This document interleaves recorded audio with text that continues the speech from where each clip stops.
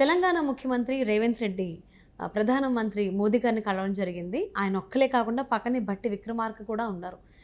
కలిస్తే ఒకలే కలుస్తారు కదా జనరల్లీ ముఖ్యమంత్రి గారు మోదీ ప్రధానమంత్రిని. పక్కనే భట్టి విక్రమార్క ఎందుకున్నారు? నమ్మకం ఎక్కువైపోయిందా? అసలు లేకపోవడం వల్ల అక్కడ భట్టి విక్రమార్క ఉన్నారా? అసలు ఏంటి? ఏం జరగబోతోంది ఏంటి? ఈ అంశానికి సంబంధించి మనతో మాట్లాడడానికి వారి విశ్లేషణ మనతో పంచుకోవడానికి ఈరోజు మనతో పాటు ఉన్నారు senior journalist, senior political analyst C S Rao గారు ఉన్నారు. వారితో మాట్లాడదాం. నమస్తే అండి. నమస్తే సౌజన్య. అంటే జనరల్ ఎప్పుడైనా కానీ సీఎం ఆర్ఎల్స్ పిఎం కలుస్తున్నారంటే వాళ్ళే కలుస్తారు, పక్కన ఎవరు చుట్టుపక్కల ఉండరు. కానీ తెలంగాణ సీఎం రేవంత్ రెడ్డి ప్రధాని మోదీని కలిసినప్పుడు పక్కన భట్టి విక్రమార్క కూడా ఉన్నారు.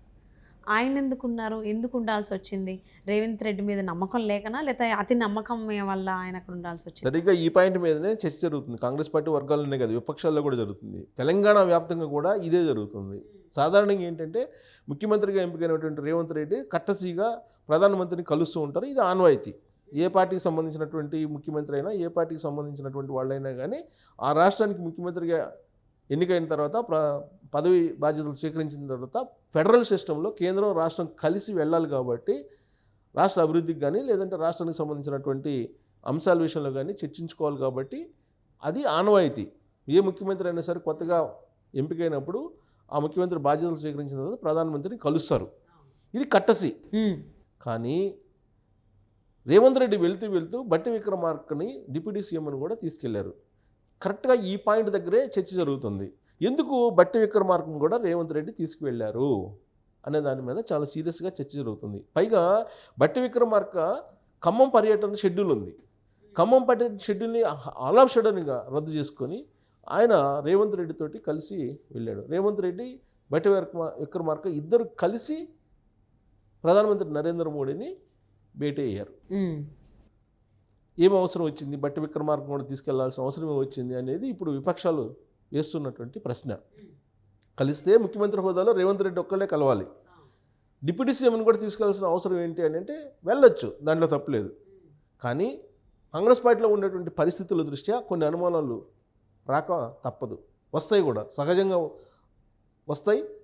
అలాంటి అనుమానాలు వ్యక్తం చేసినటువంటి వాళ్ళని మనం తప్పు పట్టలేం. కారణం ఏంటంటే రేవంత్ రెడ్డి ముఖ్యమంత్రిగా కావడానికి ముందుగా జరిగినటువంటి ఎక్సర్సైజ్ అంతా తెలంగాణ సమాజానికి తెలుసు.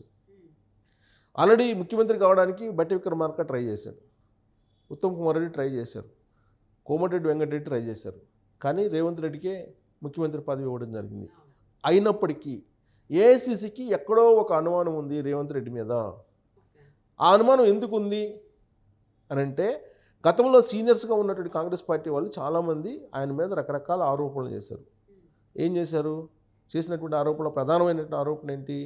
ఆయన బ్లాక్ మెయిలరు, ఆయన రియల్ ఎస్టేట్ డాను, ఆయన కోవట్టు బీజేపీకి, ఆయన కేసీఆర్ కోవట్టు, ఆయన కొత్త పార్టీ పెట్టుకోబోతున్నాడు, కాంగ్రెస్ పార్టీని నట్టేట్టు ముంచుతాడు. ఇలాంటి రకరకాలుగా ఆయన మీద ప్రచారం చేశారు. ఇన్ని ప్రచారాలు ఉన్నప్పటికీ కూడా ఏఐసిసి ఆయన్ని పడిన కష్టాన్ని నమ్మి ఆయన పడిన కష్టానికి ఆయనకే సీఎం ఇవ్వాలని చెప్పి ఇచ్చింది. ఇచ్చినప్పటికీ కూడా ఆయన మీద అయితే స్పై అయితే కొనసాగుతుందని చెప్పేసి రాజకీయ వర్గాల్లో జరుగుతున్నటువంటి చర్చ. ఎందుకు స్పై నడుస్తుంది? ప్రత్యేకించి ప్రధానమంత్రి నరేంద్ర మోడీని కలిసేటప్పుడు రేవంత్ రెడ్డిని ఒక్కళ్ళే పంపించడానికి బదులుగా భట్టి విక్రమార్కని పంపించారని అంటే రేవంత్ రెడ్డి మీద ఏఐసిసికి నమ్మకం లేదు అనేటువంటి ఒక వాదన బయటకు వస్తుంది. దానికి కారణం ఏంటంటే రేవంత్ రెడ్డి ఆర్ఎస్ఎస్ బ్యాక్గ్రౌండ్, ఆ తర్వాత ఏబీపీ విద్యార్థి నాయకుడిగా ఉన్నారు, ఆ తర్వాత ఆయన టీఆర్ఎస్ పార్టీలో చాలా స్వల్ప టైం పనిచేశారు, ఆ తర్వాత ఆయన తెలుగుదేశం పార్టీలో దీర్ఘకాలం పాటు పనిచేశారు, తర్వాత కాంగ్రెస్ పార్టీలో చాలా షార్ట్ పీరియడ్లోనే ఆయన ముఖ్యమంత్రి అయ్యారు. ఇక్కడ మూలాలు ఎక్కడున్నాయి? ఆర్ఎస్ఎస్ మూలాలు ఉన్నాయి, ఏబీపీ మూలాలు ఉన్నాయి. ఏబీపీ ఏంటి? బీజేపీ అనుబంధ విద్యార్థి విభాగం. సో కాబట్టి అక్కడ ఏదో నరేంద్ర మోడీతోటి మిలాఖత్ అవుతారు, రహస్యంగా ఏదైనా చర్చలు జరుపుకోవచ్చు ఆర్ఎస్ఎస్ కాబట్టి అనేటువంటి ఒక అనుమానం రేవంత్ రెడ్డి మీద ఉంది. ఎందుకు అనుమానం ఉందనంటే చాలా సింపుల్ లాజిక్.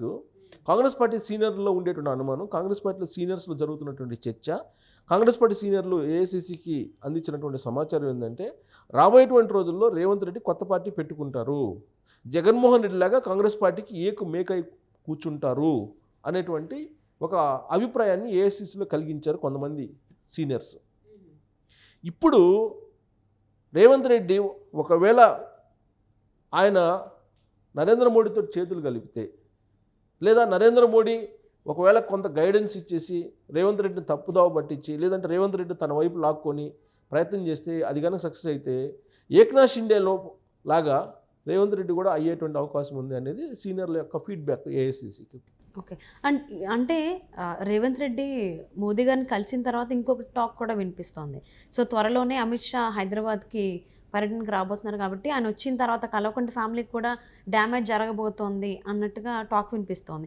అంటే బీజేపీ బీఆర్ఎస్ ఒకటే అని చెప్పిన అప్పుడు, ఒకటే అని అందరికీ ఓపెన్ సీక్రెట్లా ఉన్నప్పుడు రేవంత్ రెడ్డి మోదీని కలిసిన తర్వాత వాళ్ళకి ఎందుకు ఎఫెక్ట్ అవుతుంది?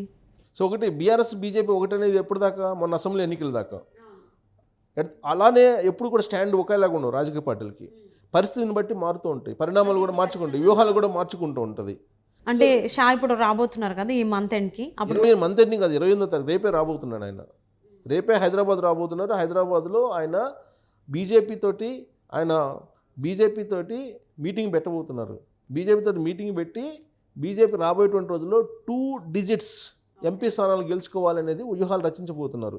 సో ఆయన వ్యూహం అలా ఉంది. రాబోయేటువంటి రోజుల్లో ఖచ్చితంగా తెలంగాణలో బీజేపీ జెండా ఎగరేయాలి, రాబోయేటువంటి రోజుల్లో బీజేపీ రావాలి. అందుకే ఏక్నాథ్ షిండే అనేది ఇప్పుడు వస్తుంది.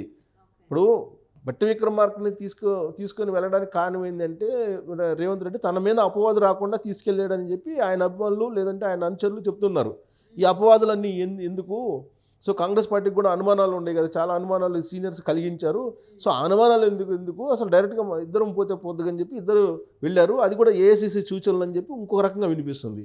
అయితే ఏక్నాథ్ షిండేలో లాగా రేవంత్ రెడ్డి అవుతారా అనేటువంటి ఒక అనుమానం కాంగ్రెస్ వర్గాల్లో కూడా కొంతమందిలో ఉంది.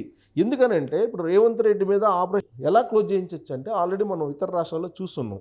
ఇప్పటికే అవినీతి ఆరోపణలో కూరుకుపోయారు బీఆర్ఎస్ పార్టీకి సంబంధించినటువంటి అధిష్టానానికి సంబంధించి కీలక లీడర్లు కల్వకుంట్ల ఫ్యామిలీ.